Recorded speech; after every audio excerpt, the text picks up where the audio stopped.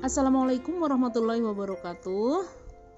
Bertemu lagi dengan saya Ibu Aswinarti yang akan mengajak kalian membahas soal-soal tentang persilangan monohibrid ya.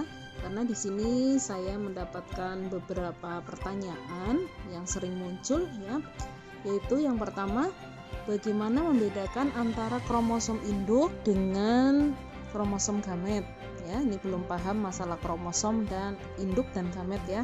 Kemudian istilah-istilah dalam genetika ya, ini juga belum dipahami. Kemudian huruf-huruf dalam persilangan, ini maksudnya apa? Belum paham.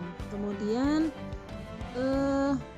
apa sih pentingnya belajar tentang pewarisan sifat, serta ada yang juga yang minta dijelaskan kembali persilangan untuk mengetahui perbandingan fenotip dan genotipnya. Baik, kita mulai dengan nah di sini saya mulai dari yang pertama, bagaimana membedakan antara kromosom induk dan gamet. Nah, di sini saya akan memberikan jawaban ya, bahwa kromosom itu adalah bagian dari inti sel yang sangat kecil ya. Bentuknya itu seperti benang-benang terpilin yang selalu diwariskan pada keturunannya. Nah, kalau ingin melihat kromosom dengan jelas, yaitu pada akar bawang merah ya, akar bawang merah itu bagian ujungnya dipotong, disayat tipis, kemudian ditipiskan, dipipihkan, dilihat di bawah mikroskop. Nah, nanti akan terlihat seperti ini ya, kromosom pada akar bawang merah. Jadi terlihat seperti benang yang terpilin ya, seperti benang-benang halus yang terpilin. Nah, kalau ini dibesarkan akan terlihat seperti ini kurang lebih ya. Jadi ini sebenarnya jadi bentuknya seperti ini. Nah, ini kalau dibuka, diulur itu akan menjadi sesuatu yang panjang, dan di dalamnya itu ada tatanan yang sudah tetap ya. Sudah tetap artinya di dalamnya itu kalau misalnya dilihat lagi dengan mikroskop yang elektron yang lebih canggih ya, dengan yang lebih canggih akan terlihat susunannya itu tertata yang sudah teratur sekali dan tetap. Dan di sini ada bagian-bagian, di sinilah yang namanya DNA ya. Jadi susunan materi genetiknya itu namanya DNA, dan ini adalah gen ya dari bagian ini namanya gen ya, dan dari sini ke sini itu namanya DNA. Nah, kalau pada manusia kita bisa lihat gambarnya seperti ini. Kemudian ini kalau misalnya diambil bagian yang paling kecil, ini adalah selnya, dan di dalam sel yaitu di intinya ini terdapat kromosom. Nah, ini kromosomnya kalau diulur seperti ini. Nah, ini adalah kalau misalnya tadi kromosomnya seperti ini ya, dibuka itu tatanan susunan molekul DNA-nya itu sudah spesifik ya, atau khusus ya. Nah, seperti ini. Nah, ini ya. Jadi struktur RNA-nya itu seperti ini. Ini adalah protein-protein penyusunnya ya. Nah, kalau misalnya beda kromosom tubuh dengan gamet itu bagaimana? Kromosom tubuh ini seperti ini nih ya. Ini kalau pada laki-laki ya, ini kan selalu berpasangan nih. Kalau kromosom tubuh lihat ini ya, berpasangan. Kenapa berpasangan? Karena satu dari ayah, satu dari ibu ya. Asal-asalnya ini kalau pada manusia. Nah, sekarang kalau wanita dan pria juga berbeda ini, lihat ya, terutama ini bagian yang saya lingkari yang pakai lingkaran warna merah. Makanya ini kalau pada wanita disebut kromosom XX, sedangkan pada laki-laki XY ya. Jadi ini sudah spesifik, setiap orang memiliki kromosom yang khas. Nah, kenapa selalu berpasangan sel tubuh? Karena dulunya itu berasal dari sel kelamin atau dari sel gamet ya, sel spermatozoid dan sel sperma. Jadi makanya sel gamet itu jumlahnya selalu setengahnya ya, karena ini kalau ketemu ini ya, misalnya ini dari sel spermatozoid, ini dari sel telur ketemu, maka nanti menjadi sel tubuh sehingga berpasangan. Nah, seperti itu.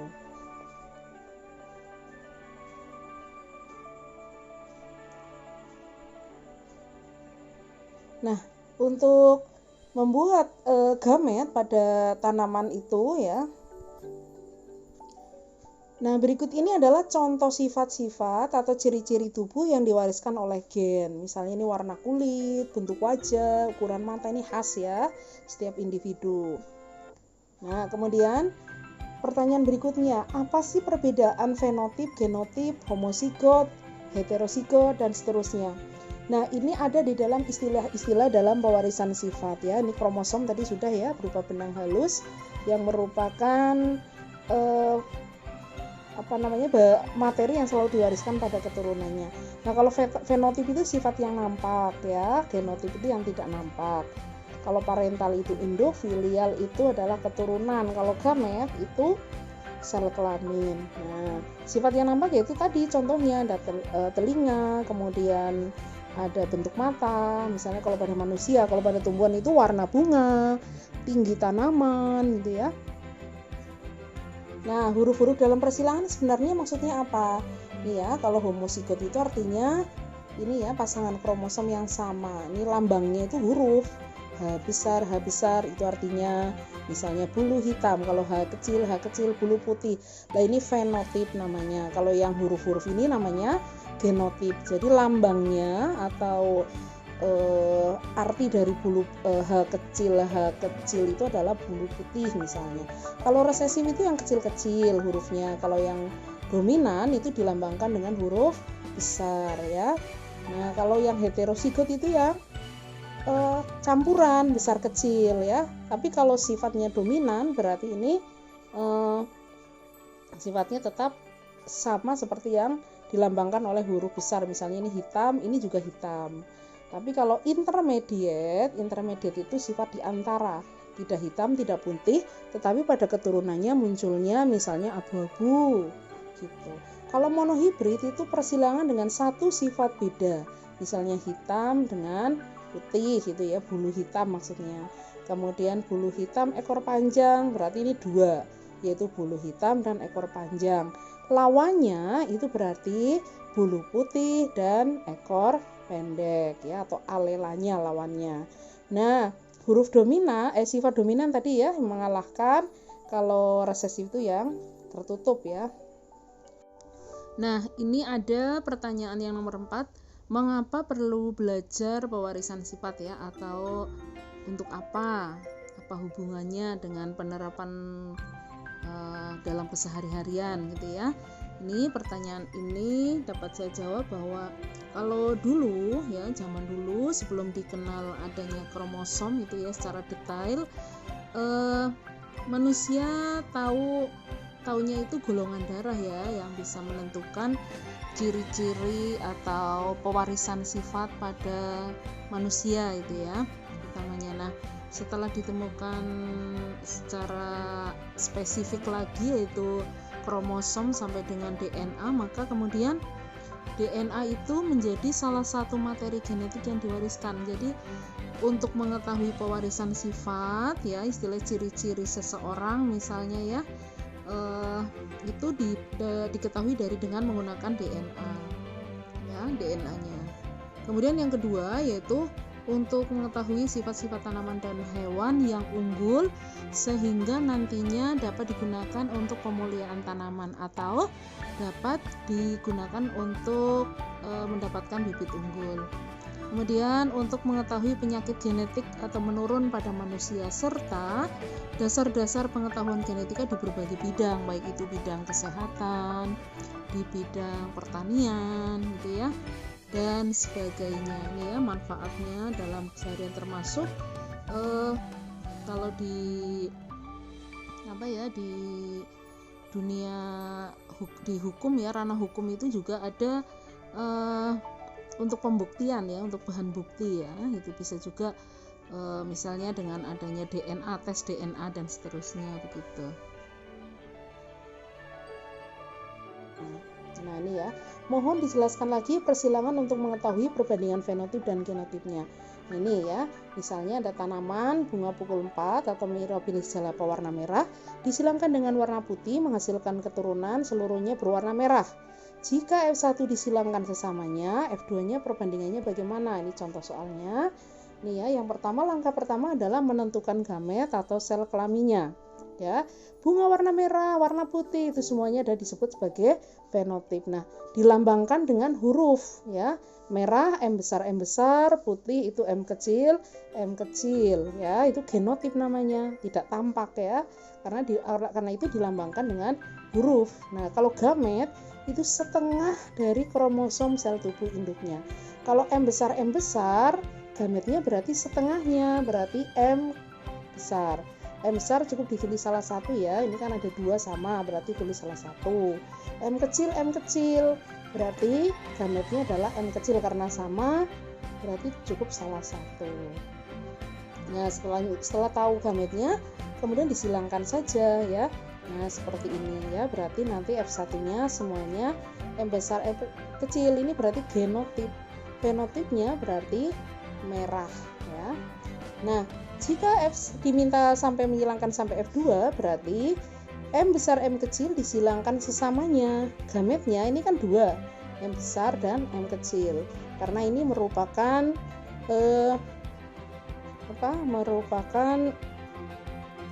heterosigot ya. Kromosomnya heterosigot ya, jadi berbeda. Ini beda kan dengan ini kan. Nah, berarti 2 macam ini, dalam satu individu ada 2 macam. Maka nanti dapat disilangkan ini M besar ketemu M besar ya, M besar ketemu M kecil ya, bisa M kecil ketemu M besar, berarti ini ada 2 ya, dan M kecil ketemu M kecil. Nah, ini kalau ada M besarnya karena ini dominan, berarti ini merah. Nah, kalau M kecil semua berarti putih. Nah, ini ada M kecilnya, berarti merah putih. Bukan, putihnya tertutup oleh warna merah, sehingga didapatkan perbandingan genotipnya seperti ini ya. 1:2:1 itu sama dengan 25% banding 50% banding 25%. Jadi boleh pakai persen, boleh pakai perbandingan ya. Kemudian kalau ada M besarnya ini berarti merah karena sifatnya dominan ya. Seperti itu.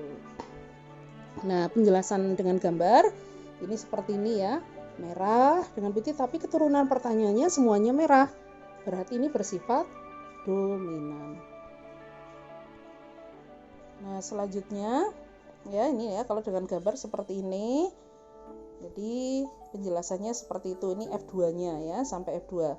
Jadi P1 tadi induk yang warna merah tadi, tapi heterosigot karena sudah merupakan hasil persilangan dengan putih. Jadi gennya ini membawa gen warna putih.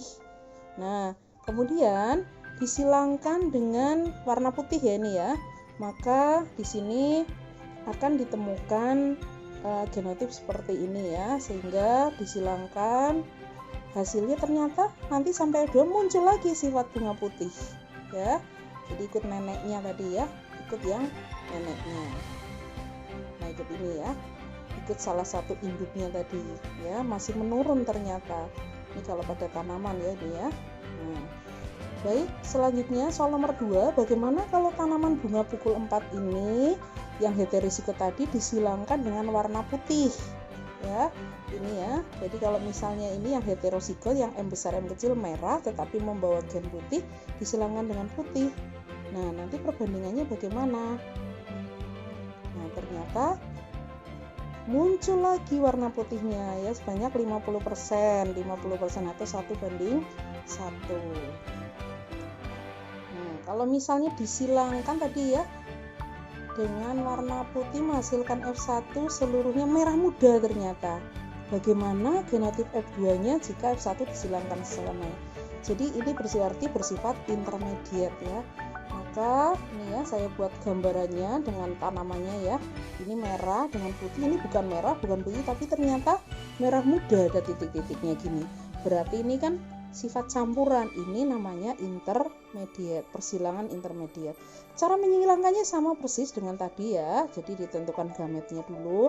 Gametnya ini disilangkan ya, sama 1, 2, ini ketemu ini 3, 4. Maka semuanya M besar M kecil atau 100%. Nah, bagaimana nanti F2-nya? Jika nanti merah muda dengan merah muda disilangkan, ternyata sifat dari neneknya ya, tadi dari induk yang pertama itu tadi muncul lagi merah putih dan merah muda. Nanti ini 50%-nya, ini 25%, ini 25% atau 1:2:1. Selanjutnya Untuk mengetahui pemahaman kalian, seperti biasanya silakan nanti kalian mengerjakan soal-soal. Ini adalah contoh soalnya seperti ini yang saya sertakan di link di bawah ini. Ya, ini contoh-contoh soalnya. Nah, ya. Jadi kalian diminta mencoba menyilangkan ya beberapa tanaman baik yang dominan maupun yang intermediate. Kemudian ini sumber pustakanya. Dan saya ucapkan terima kasih atas perhatiannya. Mohon maaf apabila ada kekurangan. Sampai bertemu lagi di video pembelajaran saya berikutnya. Jangan lupa subscribe kalau belum. Komen-komen juga boleh ya di bawah ini. Terima kasih. Wassalamualaikum warahmatullahi wabarakatuh.